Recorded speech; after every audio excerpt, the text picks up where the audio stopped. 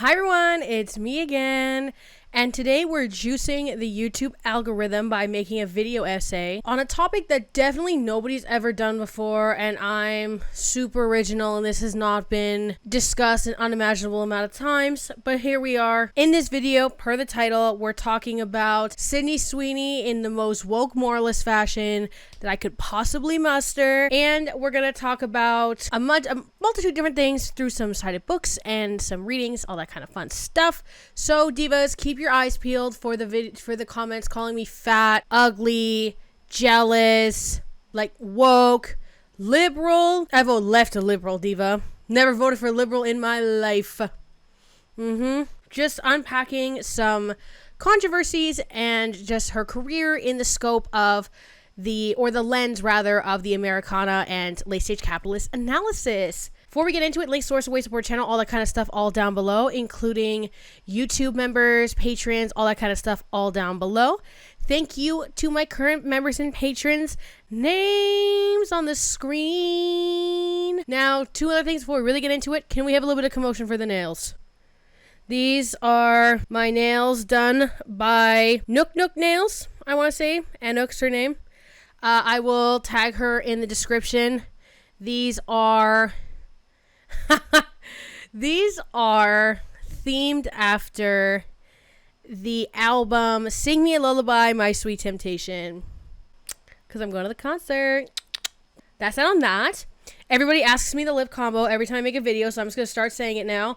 Today is Morphe Sweet Tea Lip Liner and the Quo Road Lip Peptide dupe thingy in Vanilla Mint 29. Parts of the video. Part 1, we're going to do an overview of Sydney Sweeney's career, just talking about things like just kind of the controversies and kind of her rise to fame. Then we're going to go more into the analysis, which the part 2 is Sydney Sweeney as a MAGA symbol and the aesthetics of late-stage capitalism. The readings for today, the required readings for the divas, the Queen Out books, are made up by Daphne B. This one's translated into English. There is a French version as well, if anybody's interested in that.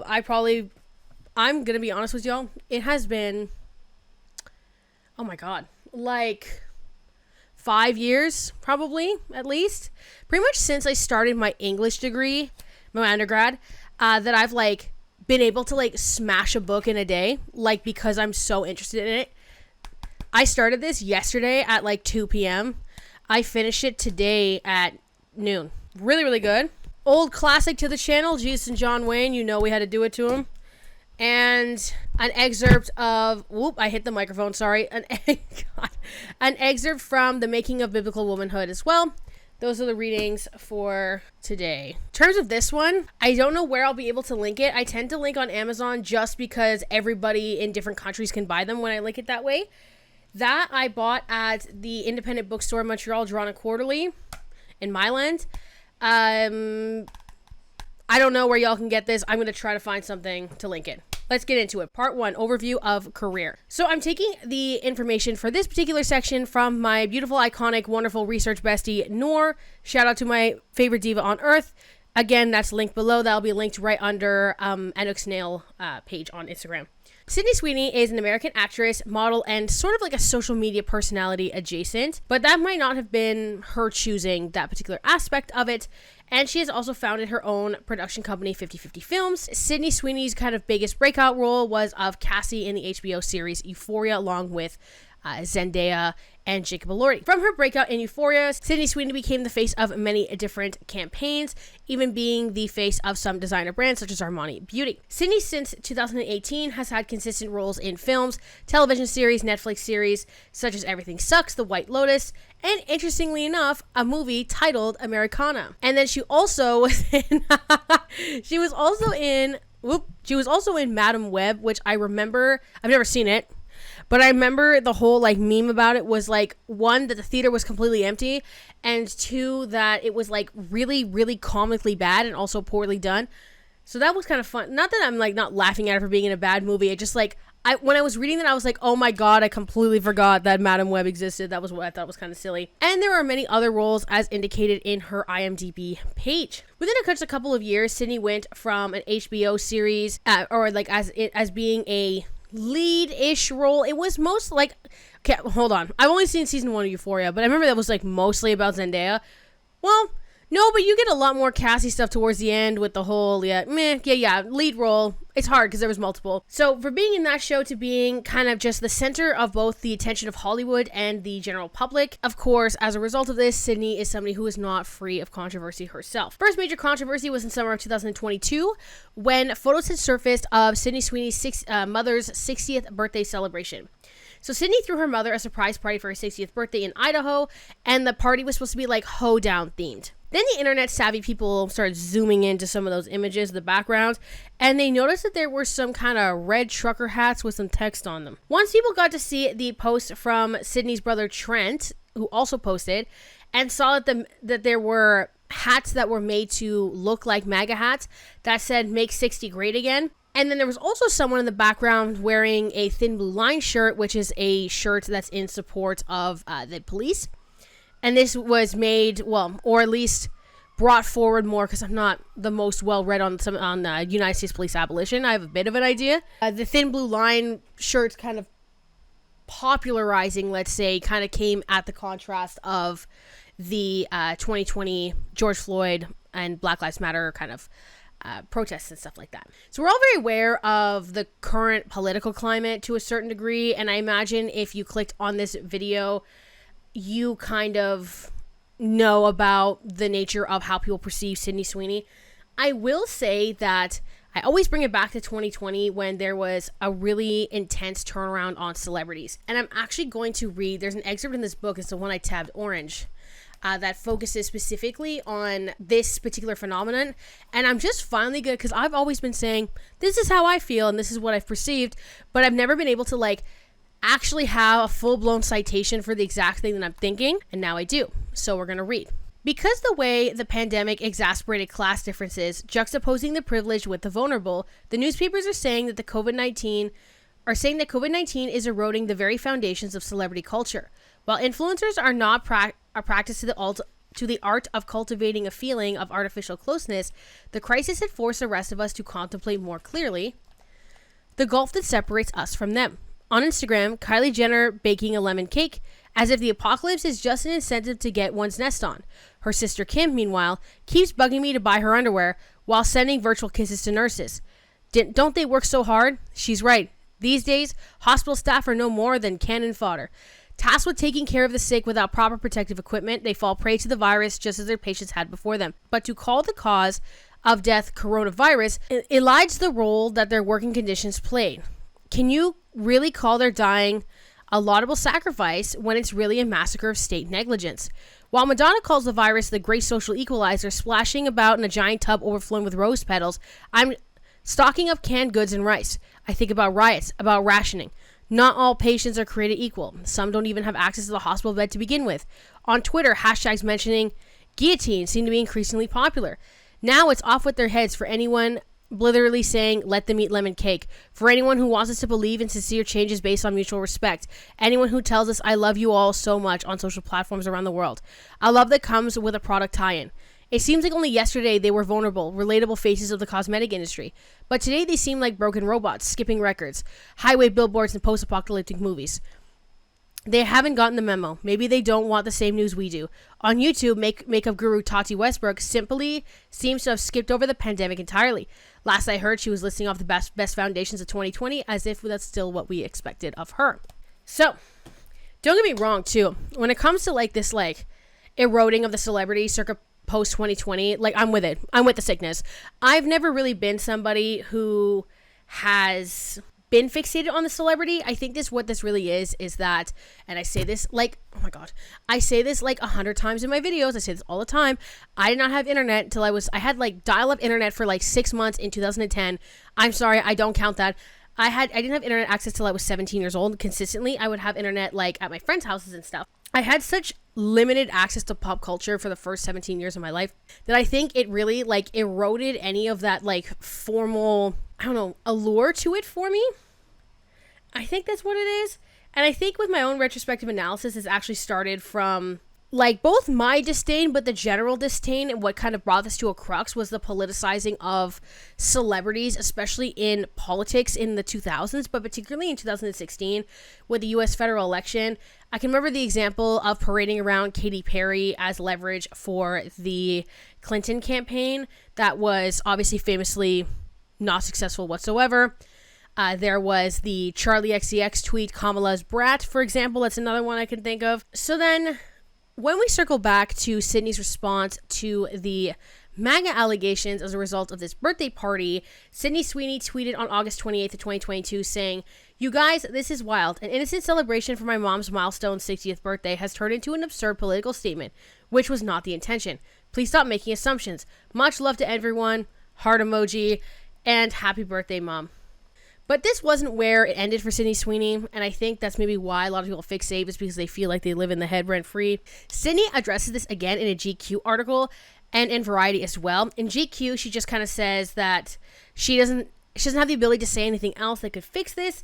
And in Variety, she claimed that some of her mom's friends that have gone to LA Pride were at this party, and that they were kind of wearing like the MAGA stuff and the thin blue line stuff as like essentially like a form of satire, which we get further in this, and it's like, no. Sydney Sweeney then lays low for a little bit, comes right back at the front of the public consciousness when she starred in a movie with actor Glenn Powell in the romantic comedy Anyone But You, while both in long-term relationships with other people. Reports started coming out speculating that something could be happening based on kind of paparazzi images of filming coming across that it had looked like more than just chemistry, especially as a lot of the shots were not during active shooting of the movie. Glenn's partner Gigi Paris also went to Australia where they were filming when they were filming, but then there was no images or any seeing of Glenn and Gigi together, which was starting to kind of stir some feathers in the celebrity drama community. Within a couple of days of Gigi coming, Sydney and Glenn take a trip with their family members. And then within 2 weeks of that family trip that did not include Gigi and Glenn's relationship ends. The movie itself comes out in December 2023, and then around at that same time, a few months later, Sydney Sweeney and her then fiance call off their engagement. Things are pretty quiet until 2024, until we get to this cursed-ass year of 2025. Sydney Sweeney took a page out of the 2020 Belle Delphine book and made bathwater-infused soap with the male-focused, at least, hygiene brand Squatch. People responded to this negatively, stating that it's very male-centered and also sort of gross. As well, there are some social media rumors that added fuel to the fire, and when responding to the backlash, those social media rumors being weird shit, like that the soap had, like, a circle in it, like a hole in the middle. Yeah. Like, okay, sorry. Naturally, Sydney Sweeney responds to the backlash by saying, "It was mainly the girls making comments about it. What I thought was really interesting is that they all loved the idea of Jacob Elordi's bathwater," completely ignoring the nature of this soap sale. So I'm going to explain it to anybody who's confused. One thing I find really interesting is all of these Republicans or these right-wing people or these misogynistic people or whatever that were tweeting that anybody who was mad about this whole soap thing is like a woke feminist, armpit hair, blue hair, whatever, and is jealous, whatever. I can guarantee you, for a lot of these people, they do not support sex workers, right? The very idea of the use of bathwater, at least in this sort of consumerist context, and in the recent public eye, because what I'm going to say is, I'm going to say this and then somebody's going to be like, actually, 26 years ago, this is, you know, so I'm just going to say in this context, it was popularized by Belle Delphine, who's a sex worker, who does OnlyFans. And obviously, Belle Delphine is not without her own issues and not without her own problematic nature, especially the fact that she always insisted on looking like a child. We know this, okay? That's a conversation for maybe never from me, because I don't know if I'm knowledgeable enough, and also I'm just like not into getting into all those weeds, but with somebody to have in another place. The issue is that the whole ad, the framing, the target audience, the idea of like having Sydney Sweeney's essence low-key through this soap is like incredibly brains. And that's why people thought it was really off-putting and weird. And like Belle Delphine got criticism for this too, like when she was selling jars of bath water like a few years ago. Lastly, in this section, I want to go over the biggest and most recent controversy, which is the American Eagle ad. So for those who aren't aware, this ad appears to be a reference to the 1980s Calvin Klein ad featuring teenage Brooke Shields, because of course it does.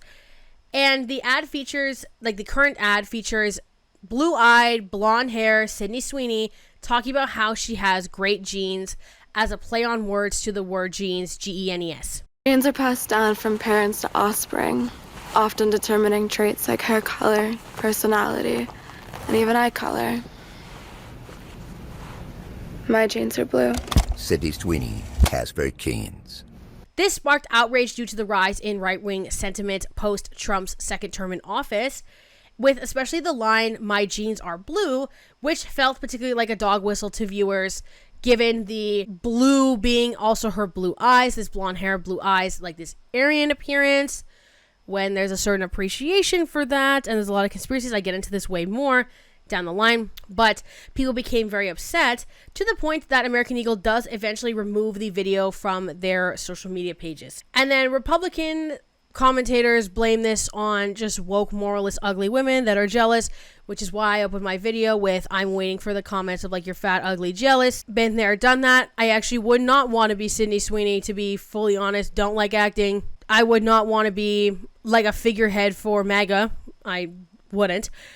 And I don't know. Dare I say I have a little bit too much dignity to sell bathwater soap to gooners? Now that we get a basis on as to why Sydney Sweeney's at the forefront of a lot of these conversations, let's get into that more cultural analysis part in part 2. So part 2, Sydney as a MAGA symbol.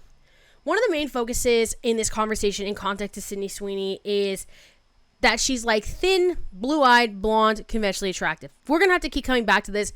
And I know it might be annoying that we have to keep coming back to this, and like based on kind of like how seemingly maybe surface level that might be, but I'll explain in the concept of the grander concept of Americana actually how invaluable it is to look and act in this way. Sydney Sweeney makes a lot of people reminiscent of old Hollywood, particularly thinking back to the open objectification of women in the mainstream media sphere. America is the center of the Western media market in the current day. It's undeniable. Hollywood, obviously big blockbuster films, a lot of these really famous actors. The award shows are in the United States as well. It's just a fact of the matter when we're talking about this. When we're describing the idea of Americana in context of Sydney Sweeney and just in general, Americana is defined as essentially the essence and culture of the United States of America. There are a couple specific points with Sydney that I want to reflect on. What aspects of America are making people reflect on this so much, and where are we at with how justifiable it is to view her that way, and where's her responsibility versus the inflation of these ideas because of the tension in the political climate. America, like most of the world, is a patriarchal society, and one that is more religious than other surrounding nations. For example, statistically, Canada has less Christians per capita than the United States. The UK, for example, this is also the case for the most part, unless there's like some random one-off area that I don't know about, etc., etc. In particular, evangelicals or evangelicalism? Evangelical Christians are a popular demographic in the United States. You've also got like Mormons, Utah, like got a huge thing with Mormons, and also you got some Catholics kind of floating around there. Catholics exist mostly in, to my recollection, in sort of like the areas where there were more French settlers, and then Quebec's got some Catholics, but that's not America, so that doesn't matter. I'm going to now read from this book. I want to reference a couple of points here from The Making of Biblical Womanhood by Alison Barr, and we're going to define the patriarchy in the evangelical context and kind of how I want to relate this to the discourse in the right-wing U.S.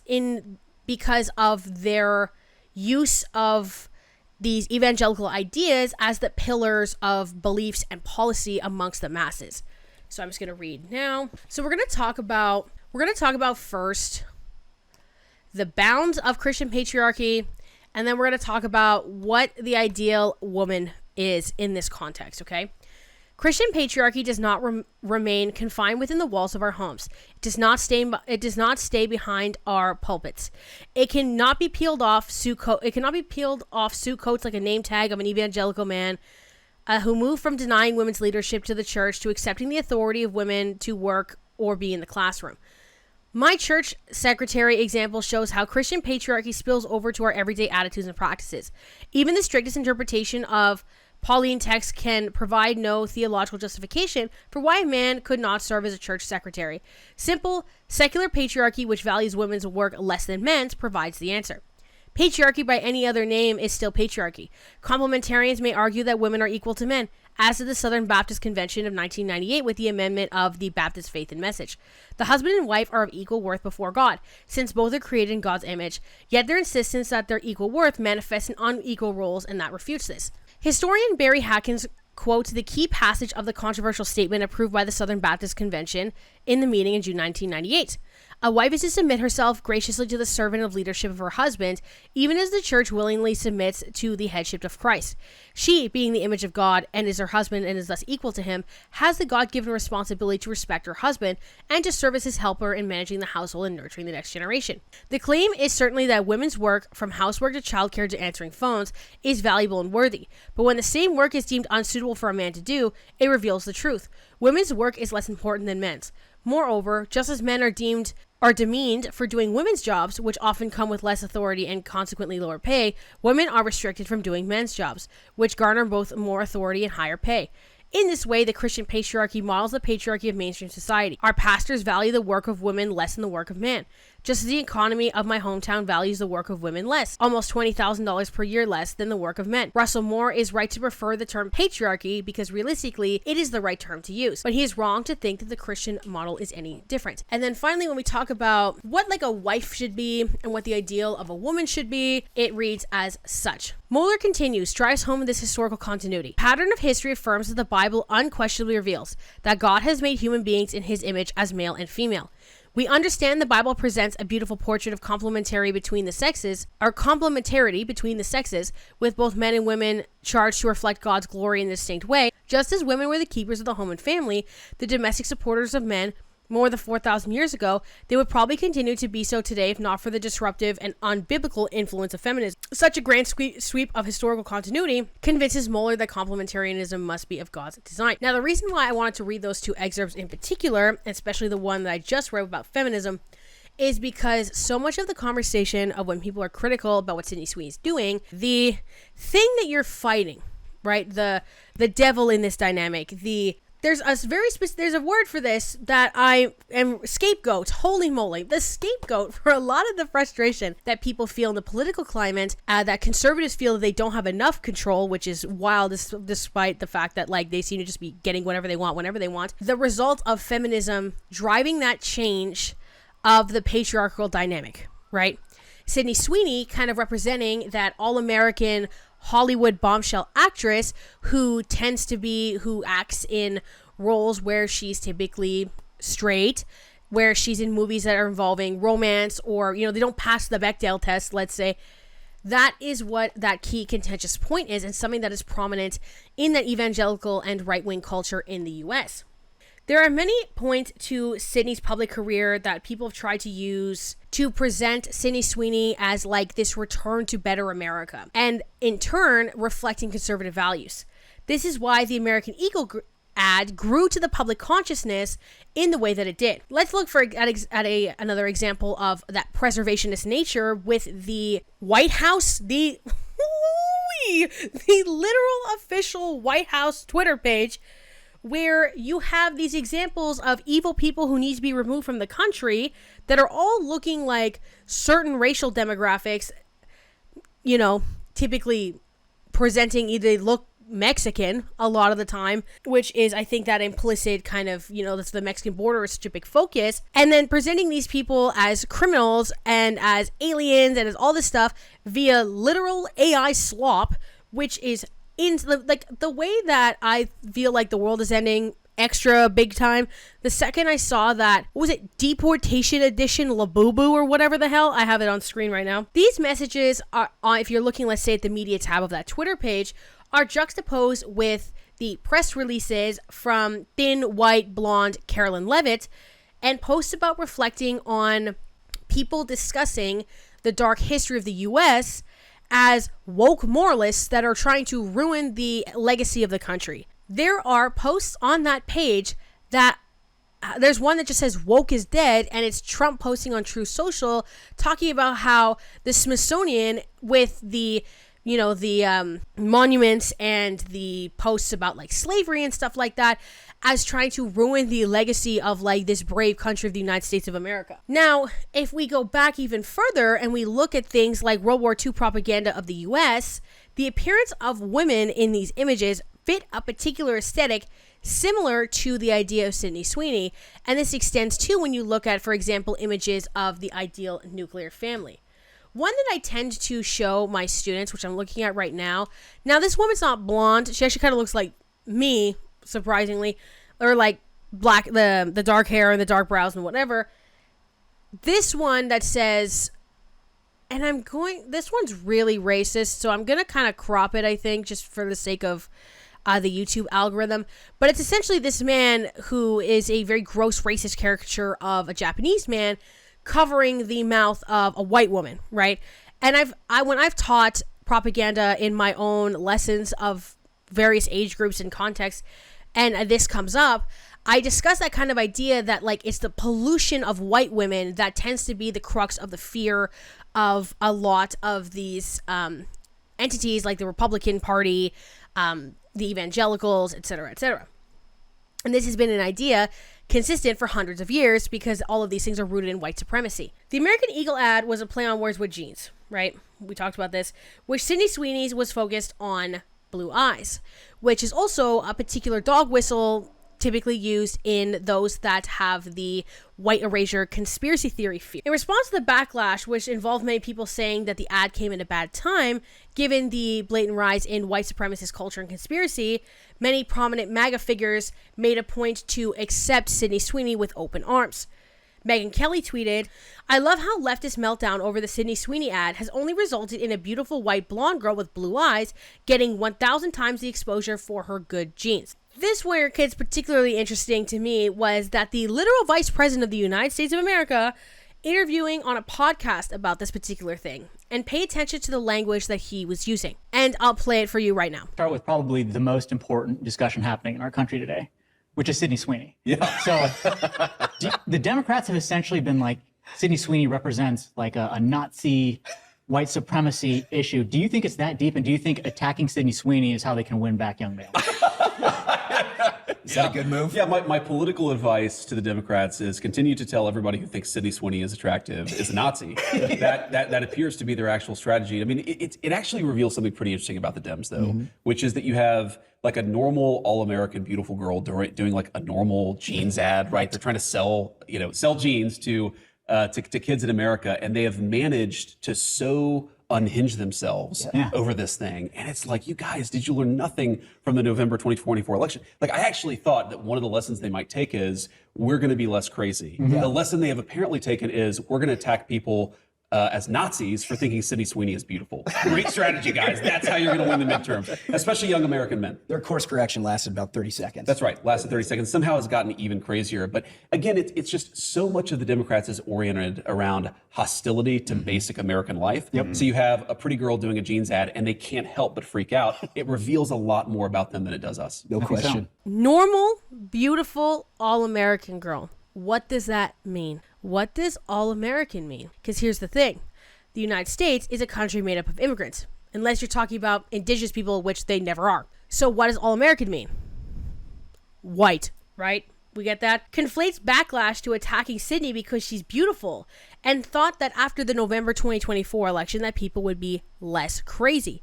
The idea, again, the craziness being conflated to the fear of these white supremacist dog whistles, and the less crazy on the idea that after the election was lost by the Democrats and the Democratic Party, which is still the case, it seems, is crumbling at its base, that this like woke mind virus was going to somehow dilute via the Trump victory and suppress that, which they are actively with the attempted restriction of free speech and stuff are trying to restrict that possibility. And also says that those who are frustrated with Sydney Sweeney are at the opposition to basic American life. What's American life? What's an all-American person? What is the idea that's crazy to be against these things existing? All-American is white. Basic American life is being proud that you're white, having your nuclear family, having whatever, big car, house, 2.5, 2.3 kids, whatever. The opposition being like, well, I feel like we shouldn't uplift white supremacist dog whistles, right? That's how it breaks down. Twitter users were also able to find that Sydney Sweeney was a registered Republican, and an interviewer asks Donald Trump, the president of the United States at this time, again, somehow, about it, and said that the ad was good if she's a Republican. Which, what? Like, actress Sydney Sweeney came out this weekend that she was a registered Republican. Any thoughts on that? That who was? Sydney Sweeney. She's like a very hot actress right now. She's a registered Republican? Yes. Oh, now I love her ad. Is that right? Is Sydney Sweeney? You'd be surprised at how many people are Republicans. That's what I wouldn't have known, but I'm glad you told me that. If Sydney Sweeney is a registered Republican, I think her ad is fantastic. Okay, thank you very much, everybody. Sydney's persona being the all-American girl is being leveraged in this U.S. gender war idea. And I want to end it with this particular section with reading an excerpt from Jesus and John Wayne about the creation of the gender war as women moved into more positions of leadership. Weber, too, believed that the gender war was being waged, and it was necessary to look culture's confusion straight in the eye, channeling Dobson and Elizabeth Elliot. Weber insisted that men and women were profoundly different. Here, Weber turned to the ancient Hebrew word for man, ish, which means piercer, and the Hebrew word for woman, isha, or pierced one, insisting that the distinction went beyond the obvious analogical. Here, Weber turned to the ancient Hebrew word for man, ish, which means piercer, and the Hebrew word isha, which means pierced one. I know I'm not pronouncing that properly. I don't speak Hebrew. Insisting that the distinction went beyond the obvious anatomical or sexual elements. In this case, the physical was a parable of the spiritual. Man, at his core, was tough and strong, a risk taker, an initiator, a piercer, one who penetrates, moves forward, advances through the horizon. Leads. Women, on the other hand, prefer security and order. They were gentle responders, tender companions, aloneness fighters. These differences were woven through all the scripture, and nothing was more pitiful than a man who forfeits his masculinity or woman her femininity by transgressing the created order. So when we think about that and those framings, now we get to sort of the leveraging of Sydney's aesthetics in part 3. So part 3, the aesthetics. Sydney Sweeney is an old Hollywood-esque blonde bombshell, a position revered by the masses for decades. Thin, white, blonde, blue eyes, feminine figure, Eurocentric features, right? For this section, I want to center this analysis along the excerpts of Made Up by Daphne B. and how the capitalist market shapes consumer habits. Now, one thing I also want to say about this book, I did not expect, this is my channel in a book, genuinely. And not that I think I'm as good as writing as her or anything like that, or anything I've made shapes up to this. What I'm saying is that if you've liked the vibes of, because this talks about like, girl, the way that there's people I have beef with in this like reference to this book, she talks about Robbie Christie in here, Tati, James Charles, Kylie Jenner, talks about Dramageddon is referenced in here, Shane Dawson and Jeffree Star's conspiracy theories talked about in here a bunch. So this goes through that sort of late 2010s to early 2020s consumerist shift and the pandemic and how everything kind of shaped the ideals of femininity in this new age. This is so good. This book is so good. Tara Mooney had read this, or she had on her Instagram story or something, and I had just bought it, and I had not read this for a while because I was reading some other books first, and it was like, she was so on it with this. Anyway, Sydney is someone who people often come for when she is not following the guidelines of a Hollywood starlet, okay? The amount of times I've seen pictures of Sydney Sweeney with no makeup on getting quote tweeted by a guy with a blue check mark who's never even been in the same room as a woman where she's happy about it, talking about how she essentially catfishes and, like, you know, that meme of take that, which talks about in this book too, the take the girl swimming on the first date so she can't lie to you situation.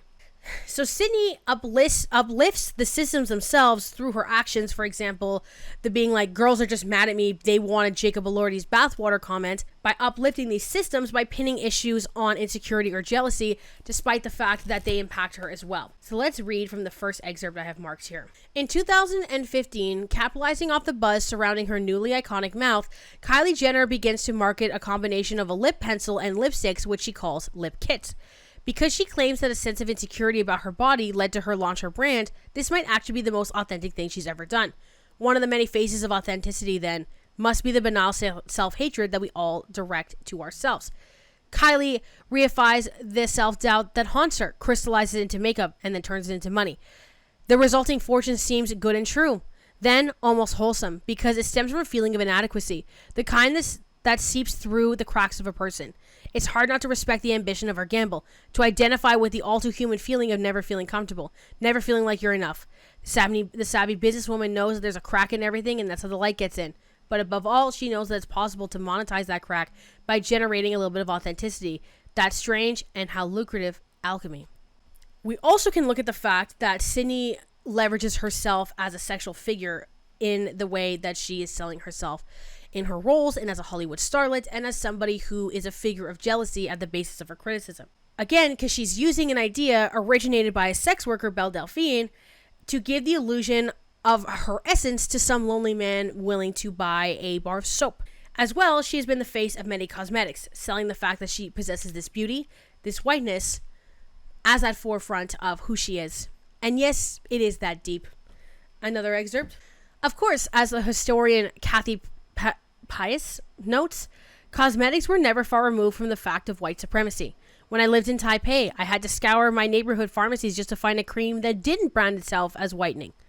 It was discombobulating to see my white privilege made tangible. Here it was, arrayed all over the shelves, where racism pushes people of color to turn to cosmetics to seek to solve the problem their bodies have by minimizing them, to relax, to whiten, to constrain. It grants white people the inverse, the freedom to add on, to curl, to darken, to enlarge. As a white woman, I'm not asked to reign in my whiteness. On the contrary, I was taught to show myself off, to highlight myself, to write out my story in bold type. That is what that very aura of what drives her fame to the extent that it is, and what drives the ability to intertwine in MAGA and to intertwine in evangelical circles, to intertwine into these more conservative factions, is that uplifting of whiteness, that repression of any pushes against it or any anxiety around that uplifting of that whiteness.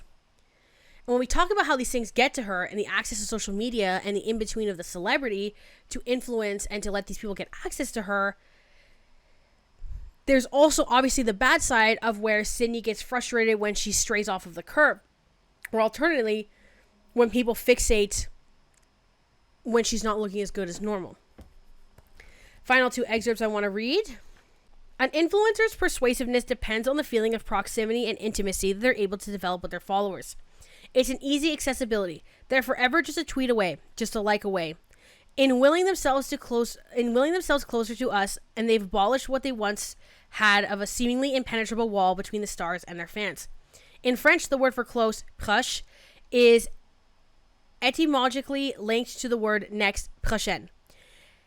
As if the next person to speak about lipstick in front of a camera might be me when I watch these YouTube videos, and in some sense, I'm building up a future for myself. Since Greek antiquity, we've regulated women to the surface realm, telling and retelling stories that feature them as screens first and foremost, to the point of gendering the very notion of concealment. And so, women are deceptive, practicing the art of the subterfuge, unholy snake charmers, like that Japanese trawler. Women cast a wide net and struggle with the weight of the cliches. Cake face, cum dumpster, airhead, they slut it up. When they're glitter, they're not gold, they're knockoff bling. Honey traps, eye candy, something to be wary of.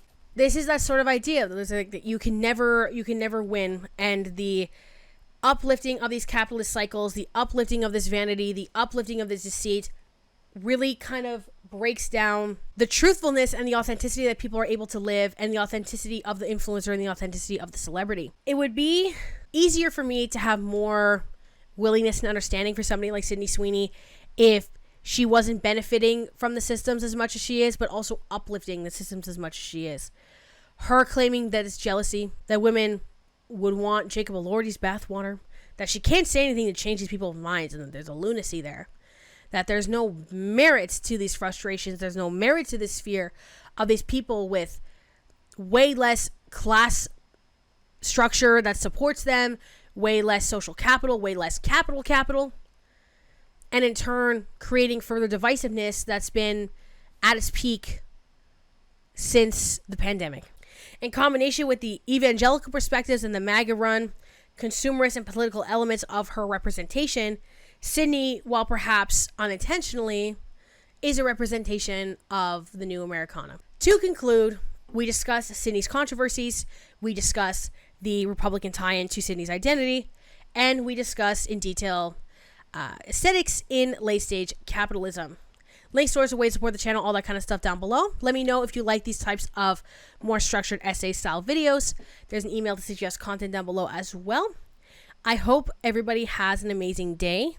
Again, shout out to Anouk for the nails. Shout out to Nora for the document. Shout out to my members and patrons. Shout out to anybody who watches these videos.